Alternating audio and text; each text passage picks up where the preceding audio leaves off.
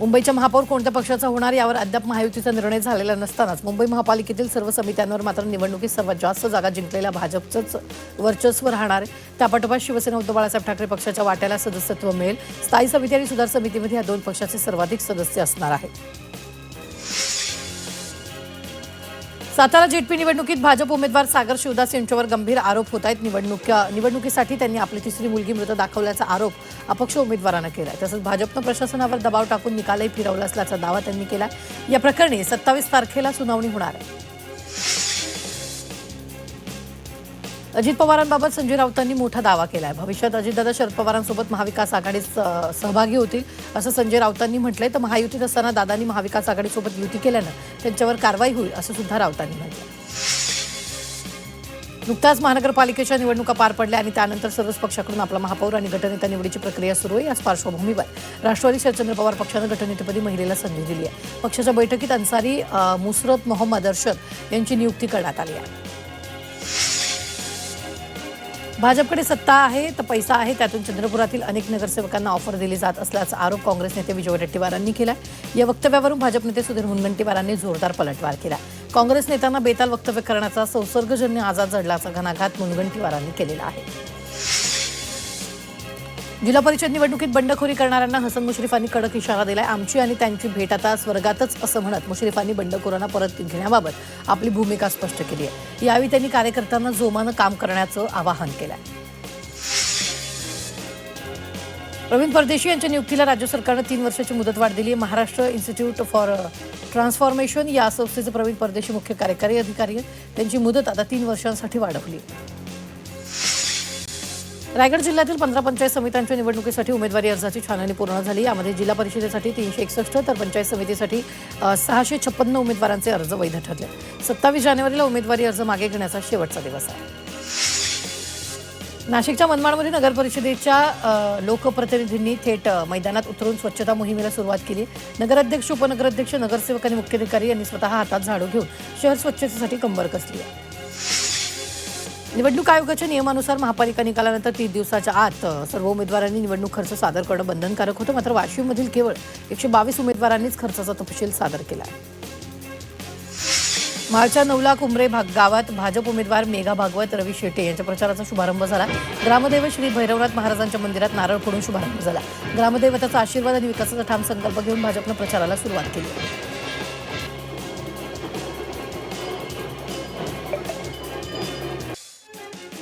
मुंबई महापालिकेनं अनधिकृतपणे जाहिरात फलक बॅनर लावणाऱ्यांविरोधात कठोर कारवाई केली आहे। Gavdevi, Malabar Hill, doctor DB Marg या ठिकाणी अनधिकृत बॅनर्स लावणाऱ्यांविरोधात गुन्हा दाखल करण्यात आला आहे। पुणे महापालिकेला 953 कोटींची नोटीस बजावण्यात आली। नियमबाह्य पाणी वापर, त्यावरील दंड आणि पाणीपट्टी अशी सुमारे 953 कोटी थकबाकीची नोटीस जलसंपदा विभागानं बजावली। छत्रपती संभाजीनगर महानगरपालिकेसाठी चालू आर्थिक वर्षाच्या शेवटी अत्यंत दिलासादायक चित्र आहे। मालमत्ता कर आणि पाणीपट्टी वसुलीच्या बाबतीत महापालिकेनं प्रथमच 200 कोटी रुपयांचा टप्पा जानेवारी महिन्यात ओलांडला। प्रशासनानं राबवलेल्या प्रभावी धोरणांमुळे वसुली झाली आहे।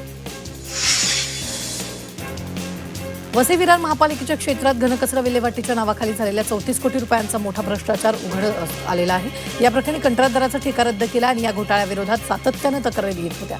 तक्रारीनंतर मनपा आयुक्त यांनी संबंधित कंत्राटदारावर कठोर कारवाई करण्याचे आदेश दिले। पुणे महापालिकेत कनिष्ठ अभियंता या पदाच्या 169 जागांसाठी उद्या होणारी परीक्षा रद्द करण्यात आली आहे। परीक्षा केंद्राबाबत उमेदवारांनी आक्षेप घेत परीक्षा रद्द करण्याची मागणी महापालिकेकडे केली। त्याची दखल घेत महापालिका प्रशासनानं परीक्षा रद्द करण्याचा निर्णय घेतला। बीडडी पुनर्वसन प्रकल्पातील 864 कुटुंबीय चावी वाटपाच्या प्रतीक्षेत आहेत आणि या प्रकल्पाच्या दुसऱ्या टप्प्यातील 14 बीडीडी चाळींचं पुनर्वसन लांबणीवर पडलं आहे। त्यामुळे बीडीडी वासियांकडून नाराजी व्यक्त करण्यात येते। मध्य आणि पश्चिम रेल्वेवर उद्या ब्लॉक घेतला जाणार आहे। मध्य रेल्वेवर माटुंगा ते मुलुंड दरम्यान हार्बर मार्गावर CSMT ते चुनाभट्टी दरम्यान ब्लॉक असेल। अभियांत्रिकी आणि देखभालीच्या कामासाठी मेगा ब्लॉक घेण्यात येणार आहे। डिजिटल आणि प्रशासकीय सुधारणा निकषांमध्ये मुंबई विद्यापीठाने राज्यात प्रथम क्रमांक पटकावला। उच्च आणि तंत्र शिक्षण विभागाने ही गुणांकन प्रसिद्ध केलं। कर्मचारी सेवा पुस्तिका डिजिटल करणं, सेवा आदेशांचं ऑनलाईन नोंद याचं मूल्यमापन करण्यात आलं। वाशिममध्ये अन्न आणि नागरी पुरवठा विभागानं मिशन सुधार अभियान सुरू केले। या अभियानांतर्गत मृत, दुबार तसंच संशयास्पद शिधापत्रिकाधारकांना लाभार्थी यादीतून वगळण्याची प्रक्रिया वेगानं राबवली जाते। जिल्ह्यात 24,000 लाभार्थी संशयास्पद आढळलेले आहेत। कृष्णा आणि गोदावरी धरणांच्या जलाशयांवर तरंगत सौर प्रकल्प उभारण्यात येणार आहेत. राज्यातील सिंचन प्रकल्प आणि धरणांचे जाळे ऊर्जा सुरक्षेचं केंद्र करण्याच्या दृष्टीनं हा प्रकल्प उभारण्यात येणार आहे. तर या संदर्भात येत्या काही दिवसात निर्णय होणं अपेक्षित आहे. आळंदी देवस्थानचे प्रमुख विश्वस्तपती डॉक्टर भावार्थ देखणे यांची निवड झाली. यापूर्वी योगी निरंजननाथ या पदावर होते. कालच्या विश्वस्त मंडळात देखणे यांची सर्वानुमते निवड झालेली आहे. बाळासाहेब ठाकरेंच्या 100व्या जयंतीनिमित्त महामंडळानं हिंदू हृदय सम्राट बाळासाहेब ठाकरे एसटी संघे तीर्थाटन योजना सुरू केली आहे. अष्टविनायक शिर्डी आणि शेवगावसह विविध तीर्थक्षेत्रासाठी परवडणाऱ्या दरात विशेष सहल योजना सुरू केली आहे. येवला तालुक्यातील अंदरसूलमधील MSGS इंग्लिश मीडियम स्कूलमध्ये नेताजी सुभाषचंद्रजी बोस यांची जयंती साजरी करण्यात आली. यावेळी नेताजी सुभाषचंद्र बोस यांच्या प्रतिमेला पुष्पहार अर्पण करून विनम्र अभिवादन करण्यात आलं आणि त्यानंतर सुभाषचंद्रजी बोस यांच्या जीवनावर कविता देखील सादर करण्यात आल्या. भंडारा जिल्ह्यातील जेवणाळ्यामधील युवा शेतकऱ्यांना लग्नात चक्क पारंपरिक बैलगाडीनं आगमन केलं. जुनं ते सोनं या म्हणीचा प्रत्यय येत त्यांनी नव्या जीवनप्रवासाची सुरुवात ग्रामीण संस्कृती जपत केली. नांदेडमध्ये आजपासून हिंदी चादर या धार्मिक कार्यक्रमाचं आयोजन करण्यात आलंय. तख्त सचखंड गुरुद्वारातून आज नगर कीर्तन यात्रा निघाली. यात्रेत शीख भाविक मोठ्या संख्येने सहभागी झाले. माजी मुख्यमंत्री खासदार अशोक चव्हाण यांनी देखील नगर कीर्तन मिरवणुकीत सहभाग घेतलेला आहे. माघी गणेश जयंतीनिमित्त गिरगाव चौपाटीवर कृत्रिम तलावात गणपतीचं विसर्जन करण्यात आलं. यावेळी चांदीच्या पाटाचा पाय निखळून तलावात बुडाला होता.